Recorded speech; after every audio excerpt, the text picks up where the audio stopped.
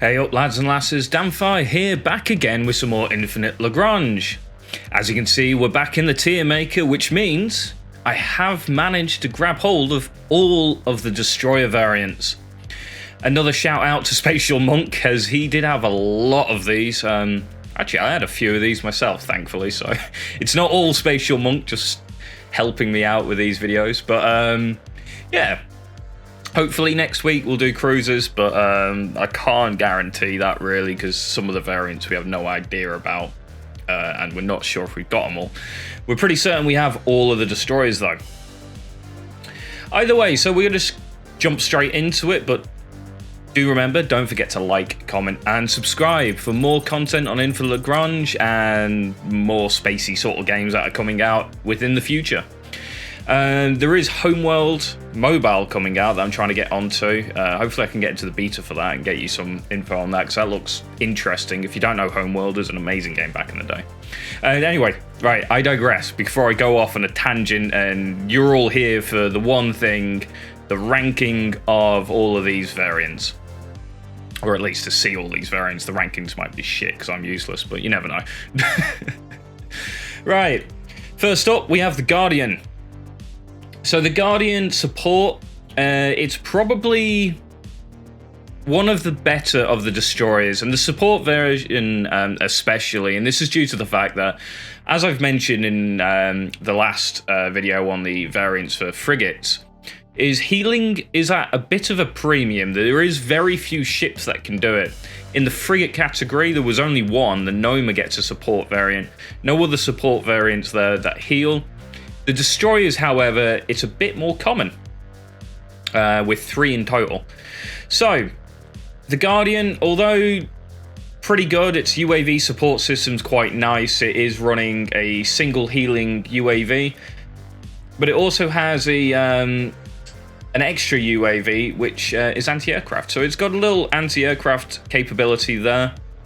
It also has the Storm missile system, which does 80 damage per hit. It prioritizes corvettes and fighters, so this is a pretty similar, I believe, to the old Noma as well. It is going to prioritize anti-air while it's healing, so it is very much in that nice support role. But again, it is a Healy ship, which means it's S rank, because there are very, very few of them in the game. They do fall off a little bit late game, and this is due to the fact that when battle cruisers come in and they're doing 1600 damage on a single hit, they just don't heal up that kind of damage quick enough. So yeah, it does fall off a little bit. Next up for the Guardians, we have the dual purpose type. Now, this one comes with corvettes, and only 2, so it's about on par with the AC-721. However, it does come with the Storm missile system again, targeting anti-air, so it's kind of backing up its own air with the corvettes, most of the time sort of looking to fight fighters and stuff, although more often than not, they're anti-frigate, anti-destroyer. So it's a bit of a weird mix. It's quite situational. 2 corvettes. You get the AC-721 for free as well, which is quite nice.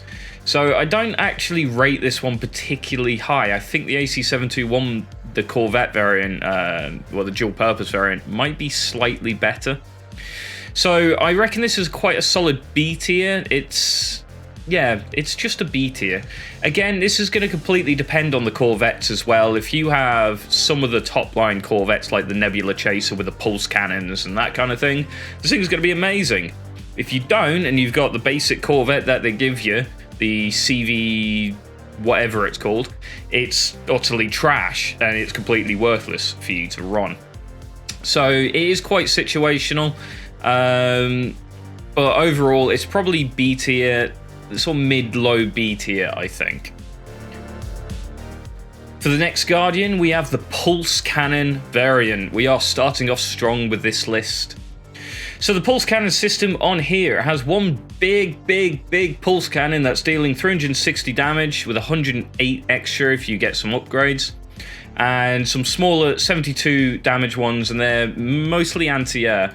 But because it has got that big one that is Destroyer, Frigate, and then Carriers, it's going to do quite well. And again, energy weapons, Very, very strong. I believe this will be A tier just because of some of the other destroyers that I do know of that are in this list already are going to be poking slightly ahead of it. So, although energy, A tier.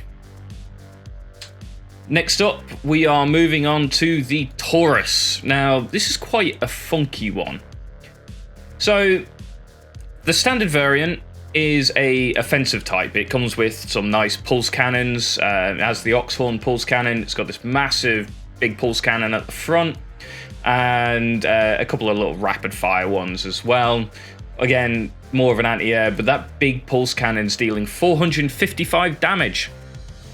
Not upgraded. Its energy system also allows for an extra, I think, like 30% energy damage, plus the upgrades you can get on there definitely bring it into some of the more damaging line of ships.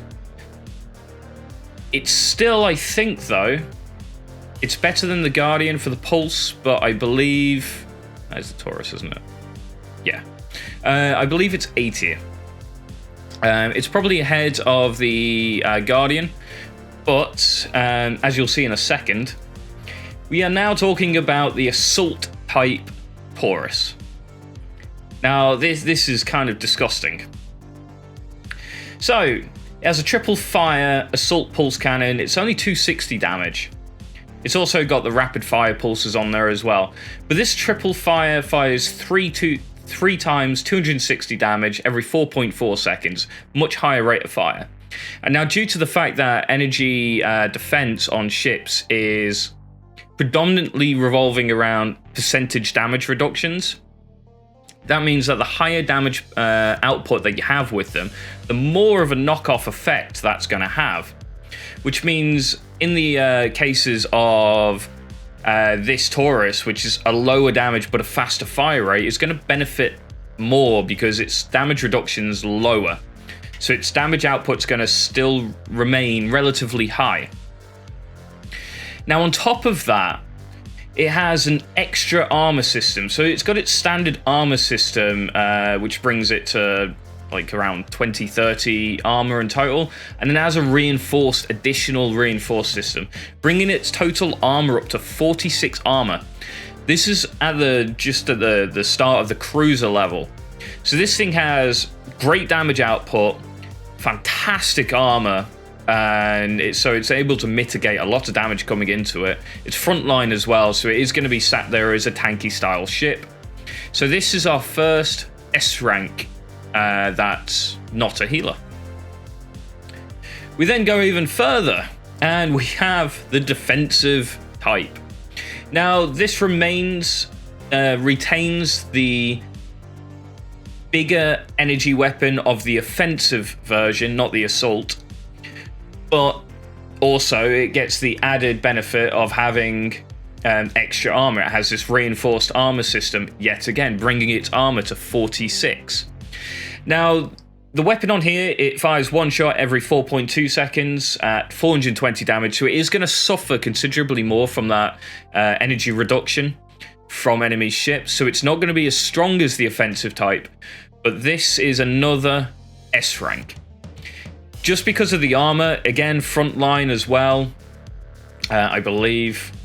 Yeah, front row, it's anti-missile with some of its pulse cannons are anti-missile, which is quite nice, so it's going to screen right in front of everything.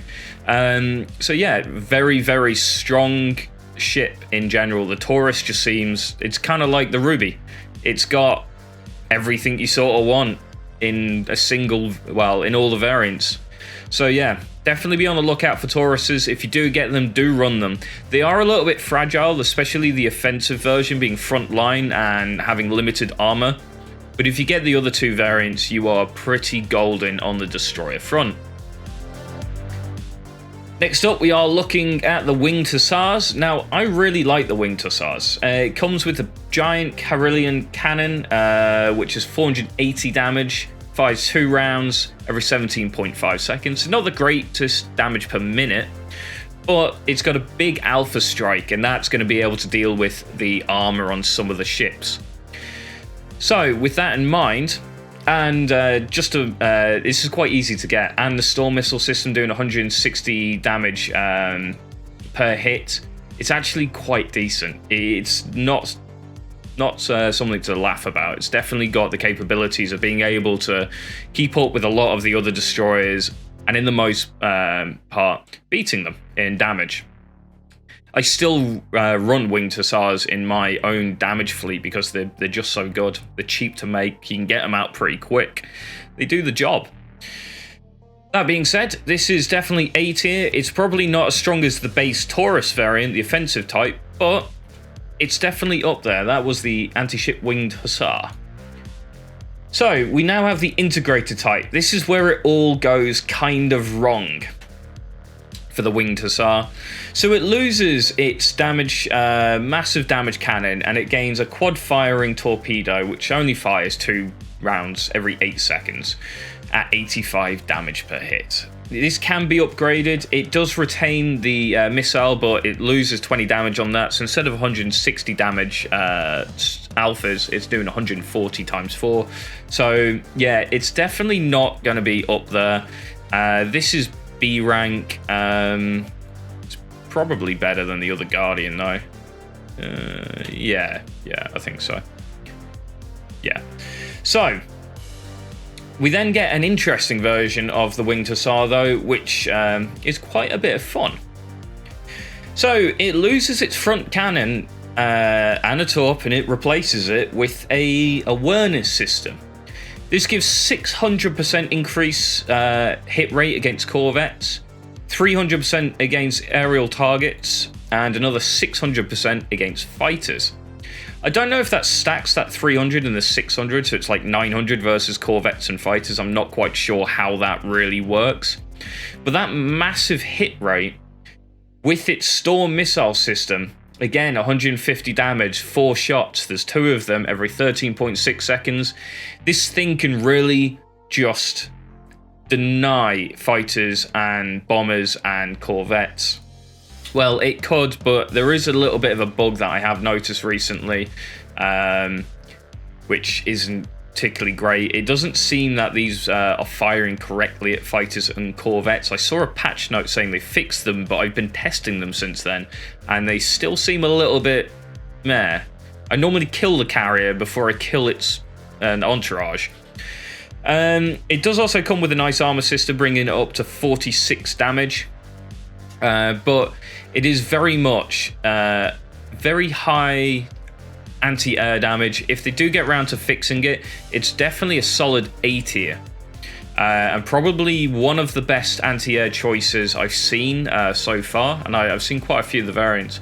For now, though, because of the issue, I'm going to put it in B tier. I'm going to put it high B tier. Because it's certainly better than the torpedo variant, even if it doesn't work properly. If it partially works properly, it's still better. But it could quite easily be A tier and your dedicated anti-air within a fleet. We then move on to the Tundra.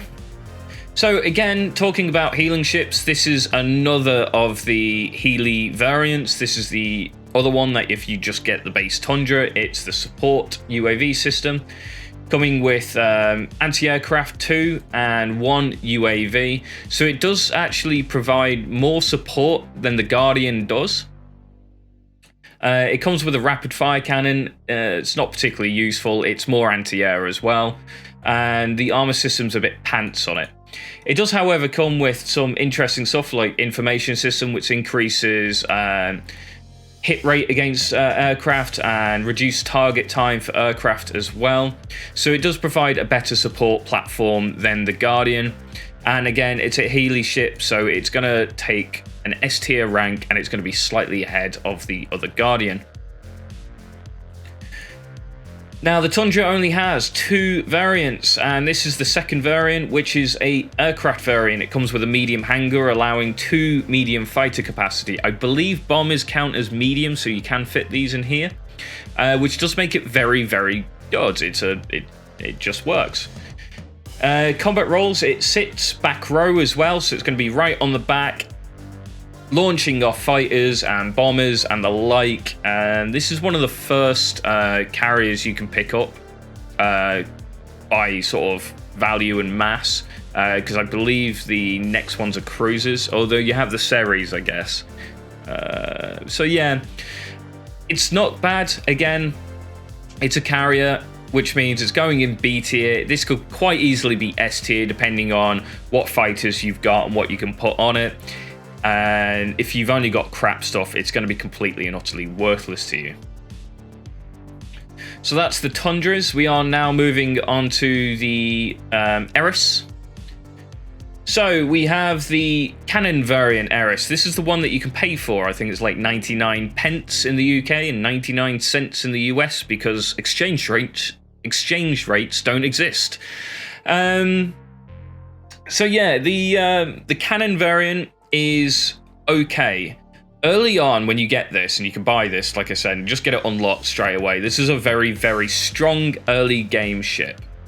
However, as soon as you hit sort of mid-game, this thing starts falling off, and this is due to the fact that its weapons don't deal all that much alpha damage.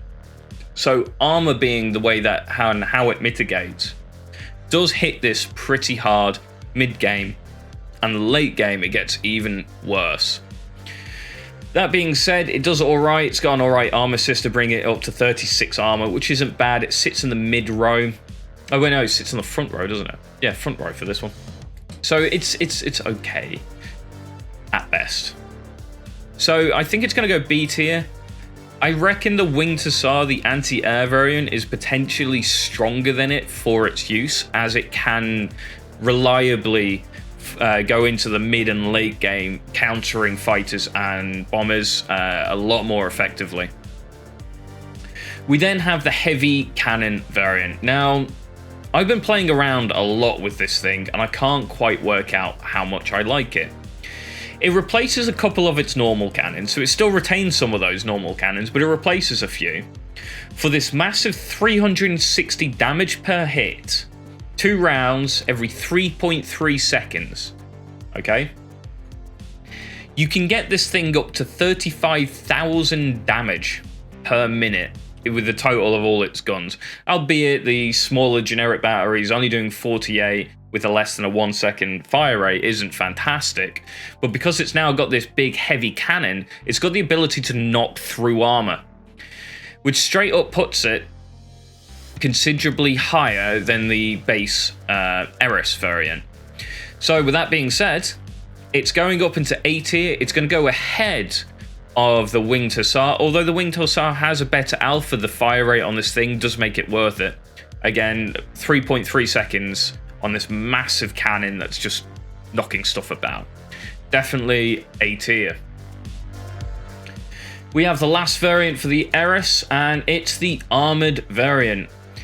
Now, there's very few ships in the destroyer class that have like defensive capabilities. Now, this is specifically an armored variant. So you'd think, it'd be really, really, really good then, right? Unfortunately not. Even upgraded, it's got less armor than the Tundras, the assault type and the defensive type. So, it's not particularly great. It retains the generic weapon system of the original Eris, the cannon Eris, which just put it in a position where it's actually not that good at all. It's got less damage than the normal Eris. It has got more armor potential and more HP potential, but its DPM's still lower. And at the moment, what I'm finding is having very high offensive fleets and high cost per command point fleets is more important than having higher defense fleets. To an extent, there are exceptions to the rule. But it does put it in a position where I think it can only be B tier, and it's probably on par with the standard Eris variant.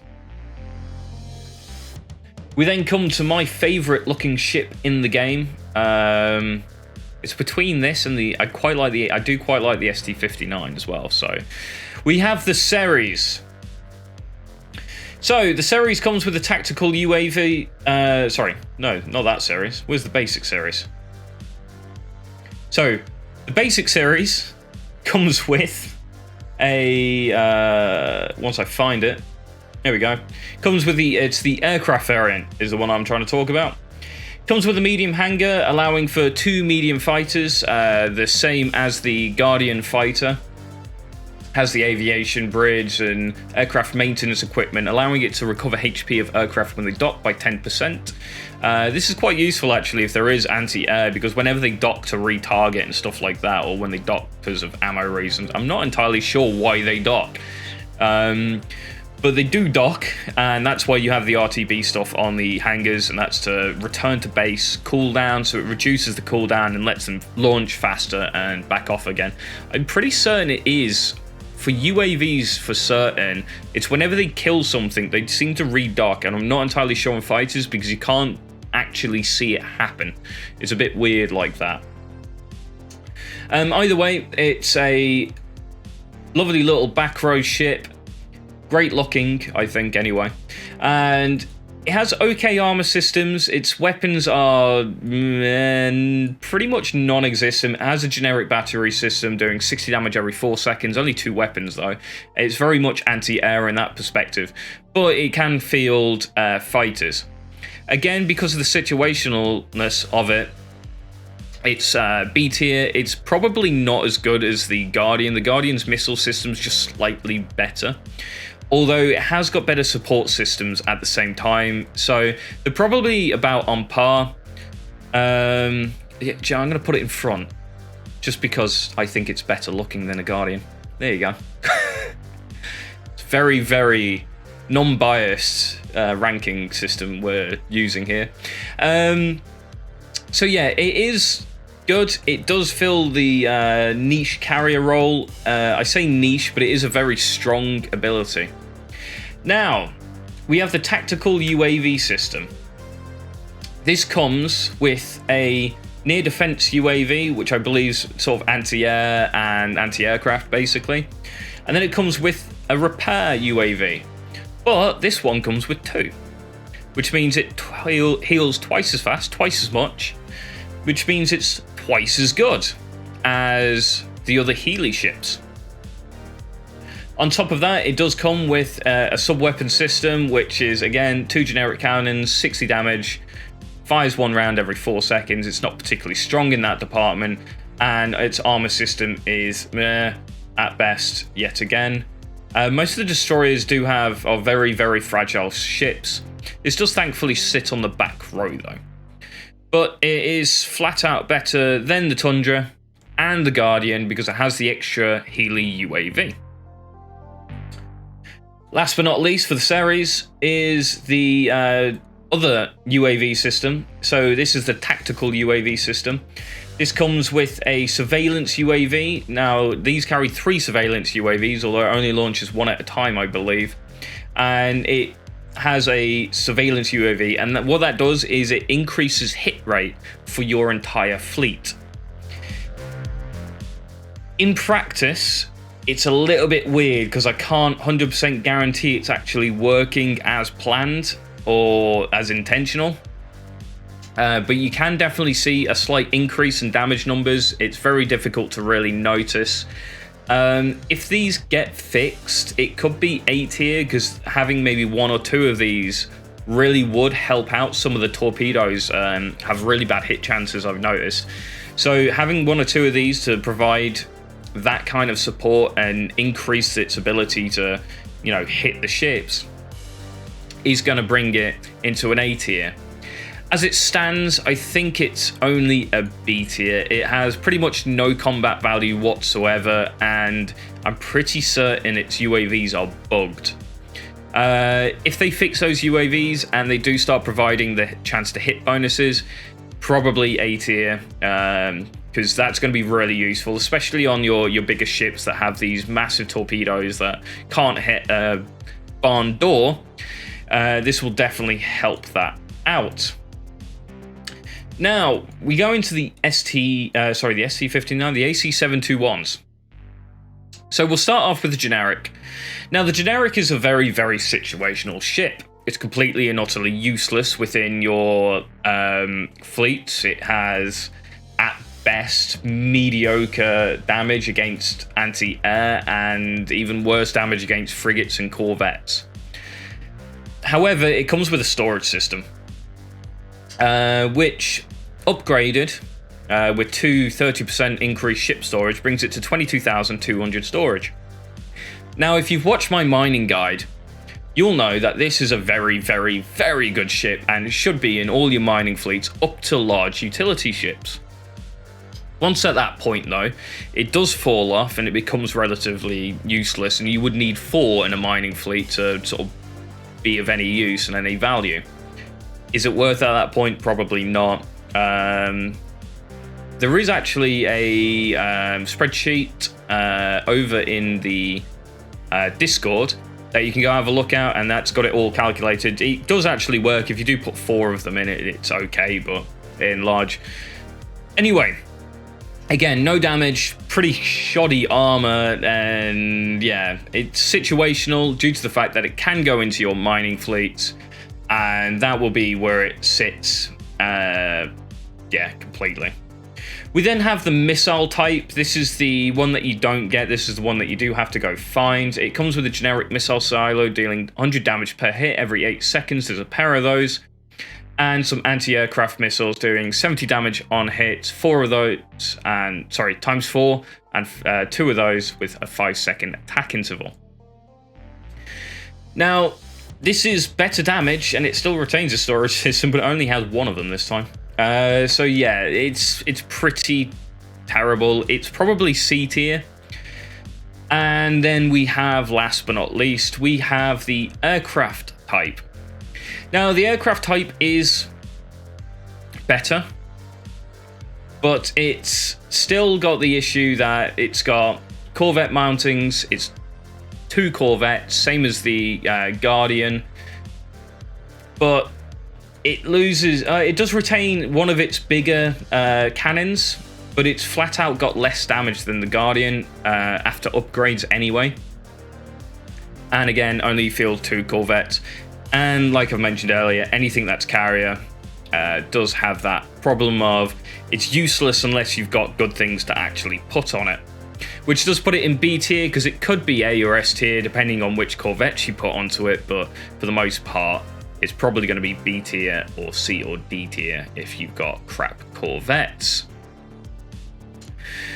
Right, thank you guys. I hope you've enjoyed this video. Don't forget to like, comment, and subscribe. It does help me out, helps the channel out. Again, hopefully cruises next week, but I can't guarantee that. I will do my best to try and scramble every person I know playing the game to see if I can get any information and any of the variants off them. But yeah, have a good one, guys, and I'll catch you next time.